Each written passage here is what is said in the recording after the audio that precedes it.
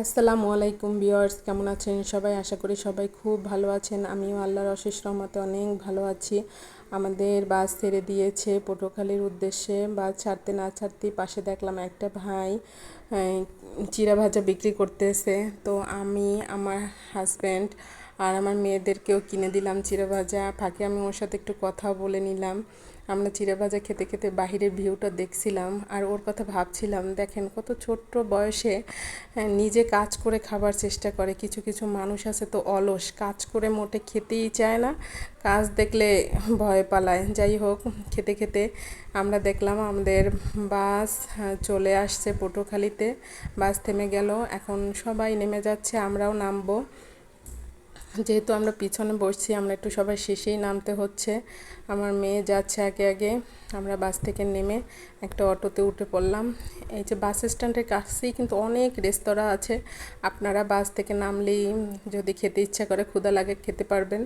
আসলে পটুয়াখালী শহরটা অনেক সুন্দর, না দেখলে বুঝবেন না। আমার কাছে তো অনেক ভালো লাগে। আমরা একসময় এখানে প্রায় 3 বছরের মতো থেকে গেছি। এখান থেকে তারপর স্বরূপকাঠিতে গেছি। তো সেই ক্ষেত্রে আমাদের পটুয়াখালীর মোটামুটি সব জায়গায় চেনা আছে। এই যে পটুয়াখালী শহর, যাই হোক, আমার তো খুবই ভালো লাগে। জানি না কার কাছে কেমন লাগে। আমরা এই যে পানি উন্নয়ন বোর্ডের অফিসের পাশ দিয়ে আমরা যাচ্ছিলাম সদরের দিকে। সেখানে আমাদের কিছু কাজ আছে, সেটা করে আবার আমরা স্বরূপকাঠিতে চলে যাব। একদিনে আসা যাওয়া একটু বেশি কষ্ট হয়ে যাচ্ছে, তারপরও কিছু করার নাই। কিছু কিছু কাজ থাকে, করাই লাগে, না করলে আর হয় না।